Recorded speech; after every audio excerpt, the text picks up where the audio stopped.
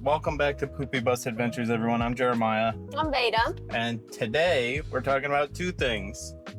Yep. The first thing is our bus almost burnt down last night. Yeah, in the middle of the night, pretty much. Yeah, at 1 o'clock in the morning. I'll just get out of the way with this story real quick. Yeah. 1 o'clock in the morning, the dog has to go to the bathroom. She never does this, or it's like once in a blue moon. It's like if she does it, you know it's an emergency and she has to go potty. Yeah, so already weird. So I get up and I go to take her out. It's Vera that needs to go out. I go up to take her out, and as I am getting out of the bus is a little smoky. And I was like, just, all right, well, sometimes the neighbors burn wood, or sometimes the homeowner There's a burn bonfire wood. going, you know. So there's a million reasons why there might be smoke in the bus. Yeah. I get outside and it's really foggy outside and it kind of smells like smoke. So I was like, okay, it's just foggy, no big deal, whatever. So anyways, I was like, all right, let me take the dog out. And I take the dog out and she goes, and I didn't put her on a leash or anything because it's late and whatever. So I take her out, she goes potty, and I turn around and the two front lights on the bus, the KC headlamp lights, they're on, but the covers are on them. So I'm like, oh, that's kind of weird that those lights are on. And then I kind of went, oh no, those lights are definitely not supposed to be on. Who knows how long they've been on? Because during the day, especially if the covers are on, you can't tell that they're on. So no one around us would know that they were on.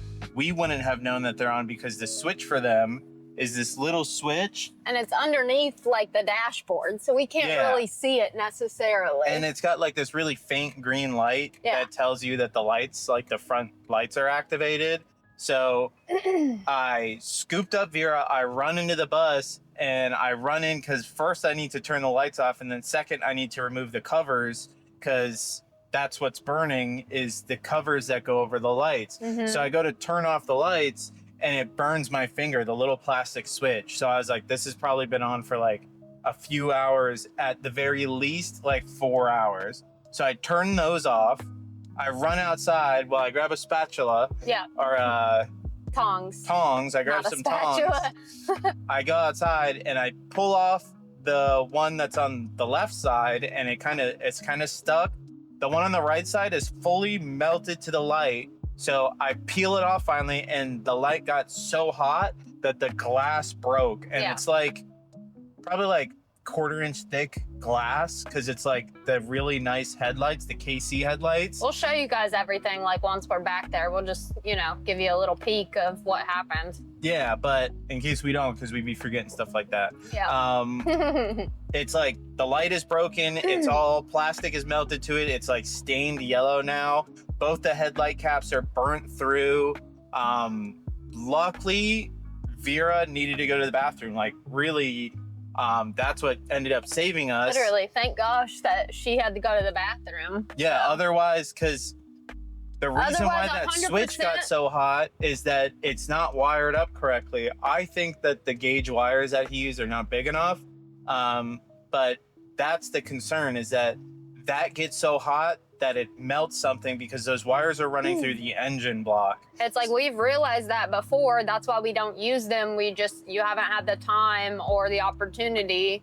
Really, also we forgot about them to rewire them or just unhook them all together, Yeah, so I unhooked them. Life gets busy. Yeah, I unhooked them this morning. They're officially unplugged. We don't need them now anyways, because we replaced the headlights. We got new lights that actually work better, so now they're just aesthetic. Yeah. But another cautionary tale for us van lifers. Bus lifers, whoever. An RVer, you never know. Any DIYers, don't forget to unplug that thing that you're that might cause a fire, but it might not. Don't forget to unplug it. Better be safe than sorry. Yeah, it's always better, especially when it's your house. Yeah, because 100% if Vera wouldn't have had to use the bathroom, we would have woke up to a fire. Yeah, because it was already smoking. And it was only going to get hotter. Yeah. That's not going to get cooler over time. It's just going to keep getting hotter until either those covers catch on fire, or that the wires get hot enough that it catches something in the bus on fire. Because it's also where we have a bunch of sheets and stuff. It's also in the engine bay. Yeah. Well, I was talking about just the wires itself. That too. It's where I mean, in general, the rig, our bus, everything is flammable in there. You know what I mean? You try to be as safe as possible, but no matter what, like, if something catches on fire, most likely it's not going to be good. You know what I mean? Yeah, you're gonna have gotta be bad real time. with it. Like, it's just how it is. But yeah, now that story is out of the way, we're going to Lowe's and a local place. This guy is swerving up here. That's all right. He can swerve. We're going to Lowe's and a local place to go look at what Veda found, which is some beadboard, which is essentially just slats of wood that have been. It's pretty much made just to look plywood like, that's in slats almost. well, it's made to look like Tongue and groove. It's cut in a way that it looks like tongue and groove, but it's not disconnected. It's just one sheet of wood. But it's really flexible because of the way that it's cut. So we're gonna go look at a couple different places because everyone that I read online, they didn't really like the quality of the Lowe's wood. Yeah. But you know, you have to take that with a grain of salt because everyone thinks they can do everything better themselves. So we're going to go look at the stuff at Lowe's. We're going to go look at the stuff at the local lumber store. Just check it out. Just to check it out, see the quality, see what it is, if it is as easy to work with as we think, because we really haven't seen anybody working with beadboard. No, and we've been looking it up ever since I found it too. We're like looking up to see if we can find anybody that's done beadboard on their ceiling or even anything pretty similar, but we haven't found anything yet, so. Nothing yet, but we'll go check it out because again, it's a great alternative for tongue and groove if you want that look. It is real wood, so it does offer some insulating factors. Yeah. It does need to be painted, so you can't always paint the backside with an insulating paint and then the top side with whatever you want. So, and it's thinner than most tongue and groove. So it's a thin, light alternative that's easier to work with. Most of them are 1/4 of an inch. Yeah, so a 1/4 inch thick would be great. And then we're gonna put a layer of Reflectix between that and the ceiling to offer even more thermal insulation and some sound insulation. But we will see you guys wherever we end up. Or wherever. Peace. Bye. We're in, what is this place called? Hoods. We're in Hoods right now. We're looking at ceiling stuff. So this is the material we were talking about. I don't know if I'm being really quiet. I'm trying not to be disturbing in public. They're not comfortable. This is the material we were talking about initially. This is beadboard. It's really, really thin. It's flexible. And it's wood. Yeah. And it's not super expensive. But it comes primed, so we would just need to paint it. And that's it. And seal the back. Right? Yeah, and cut it. Okay, bye. Bonjour, we're back. We just got back from Hoods. I filmed a little bit inside, even though it was awkward and weird. But we looked at a bunch of different options. We looked at a new sink. We looked at some of the beadboard. We looked at other stuff too. Yeah, I mean, so the store is just kind of like a discount home store. So it's like a lot of leftover or scrap wood or leftover like sinks and things like that. Something that you're not going to sell at a Lowe's or a Home Depot. You know? Like something that, you know, it might be a little damaged or might something. Might have a scratch or something here and there. Yeah, but the prices were okay. The beadboard was $45 a sheet. Yeah. And the sheets are basically like they're 4x9. Yeah, 4x8 sheets of beadboard. So we're going to go look at a couple other places and we'll check back in. Yep. Where are we? Southeastern Salvage. We're at Southeastern Salvage right now.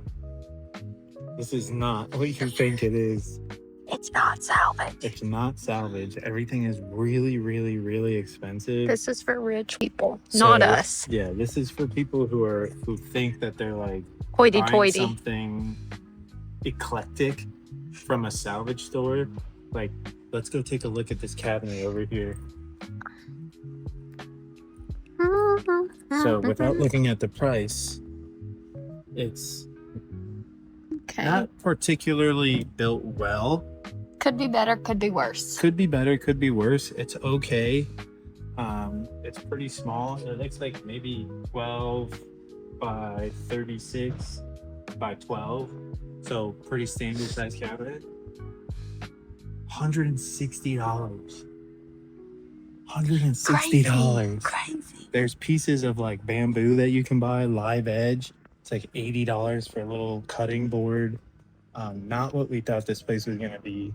We came here for the low. Yeah, we came here to look and kind of get pricing. I understand pricing for lumber and stuff is all over the place right now, but like, come on. That's crazy. Come on. We'll see you guys at the next stop. Good golly, it's hot outside. It's nasty out there. It's just another day. So we just got done at Home Depot. We kind of filmed a little bit inside all the other places. We didn't film inside Home Depot because It's Home Depot. You know it's what Home to Depot. expect. Yeah, you know what's going on in there. A bunch of people walking around who don't know where things are. Yep. Home Depot probably had the worst selection of lumber out of everywhere we went. At least The first place, place- the discount center. the discount center was more expensive, but the lumber was better quality. Yeah. The Home Depot, the wood was all warped, like their beadboard was all warped and just, it didn't look like good wood. Mm-hmm. I don't know how to put it. It just looked It wasn't straight, you know, like he said, it was just a warped piece of wood. It looked Yeah, like but the somebody wood dipped it in itself- water. the And, wood itself didn't feel like Oh. quality wood. That's what I mean. It's like, it felt like cheap wood, where at least the first place, it felt like something nice I'd put in the wood. bus. Yeah. We ended up just getting some screws And a Mountain Dew for and a Jerry. Mountain Dew. We got some really short 3/4 inch wood or metal screws for the insulation, because the insulation comes in today. So we're just gonna screw the insulation in today. So at least we have that. Mhm. And then we'll put the wood on later when we get wood that we actually like, because we're still split on what we want to do with the wood. We don't know if we want to do the panels that we have now and then do a different strip down the middle. Yeah, we're still kind of going back and forth with everything. I mean, really just weighing out our options until we figure it out. Yeah, because again, like, we live in the bus full time, so it's not like, It's kind of hard for us to imagine or even like try. Sorry, I'm just noticing somebody up my butt in this freaking parking lot. they've been there the whole time. I know, but I didn't notice until now. Yeah, they're but parked as close as humanly possible. literally. But yeah, Anyways. it's kind of hard to do certain things when you live in the bus, Mhm. because you can't like, oh, like, let's put some up today and see what it looks like and come back tomorrow. It's like, if we're putting stuff up, then we have to take some stuff out of the bus, get everything clean, Mhm. prepped, Put put the it up, dogs then put somewhere. everything back in. So it's a weird place to be. But long story short, the first place, what was it called? Hood's Discount Hood's- Home Center. Hood's Discount. By far, if you're building out a rig or something and there's a Hood's near you, Go there. go there first. It looks like they have some really, really nice stuff for like a small space. Yeah, You like know? they had a really cool smaller oven, where if we had like a 40-foot bus, they had like the perfect size oven. Yeah, it was really cute. It was really cute, really small. It was probably about, maybe 1.5 to 2 feet tall, Yeah. and then probably about 2 feet wide. So a smaller, like, It was convection probably style like oven. 3 feet wide, 2 feet tall, I'd say. It was a little wider than it was tall. Yeah, but it was But, nice. It yeah. was like a nice little oven, and it wasn't that expensive, a couple $100 or whatever. But they had a lot of good stuff. The second place we went, which was Southeastern Salvage. Southeastern Salvage. That Bum, bum, ba-dum. no go there, no go. We Yeah. definitely will not be back there. That's No, for the sure. prices are absurd. Yeah. The quality of the stuff is really weird. It's really strange and eclectic. Mhm. Again, not really our. Not really our thing. jive, Yeah. especially when it comes to pricing, because a lot of people who are doing what we're doing, you're looking for quality stuff But as cheap as possible.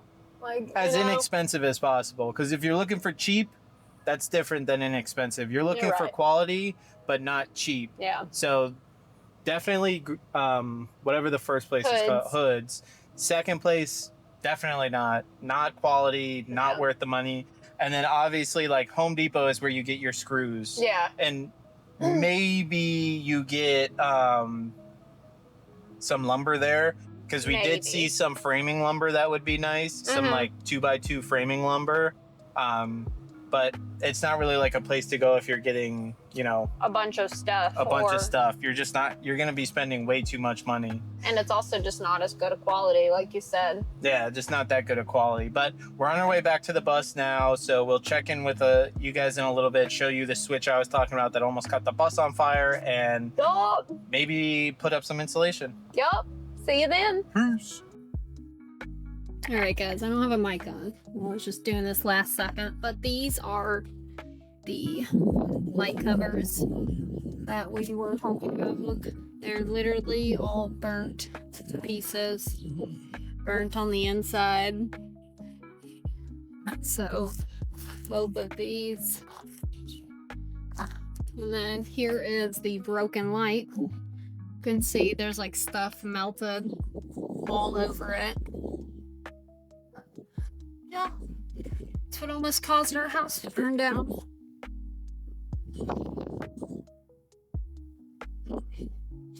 Thank goodness for Vera. All right, y'all. So we're back in the bus. I've got some reflectics. First, I'm going to talk about this that almost caused the fire. So this is the switch. It's literally just an on and off switch for the front two headlights, which we'll show you. It's just a little hot out right now, and we're doing obviously something in the bus right now. But this switch was set up down here. So it just kind of goes in here.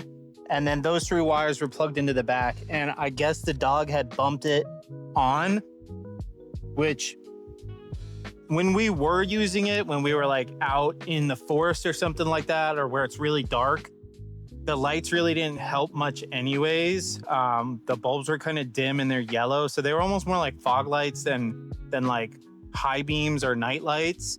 But even if we needed them, like direly needed a lighting, it would give us such a small amount of light that it almost wasn't helpful. And then because it got hot, we could only keep it on for like, 30 minutes.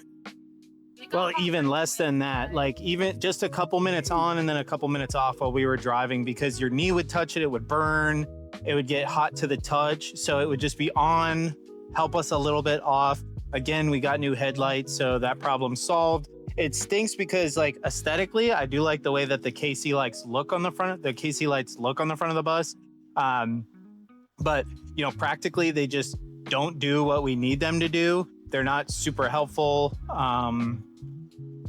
They just weren't what they were. But inside the bus today, the reason why we went to Home Depot, not only to look at the wood, but was to get some screws so that we could start screwing up some reflectics. We got a bunch more delivered today. We had a little bit, which is what I did with the front.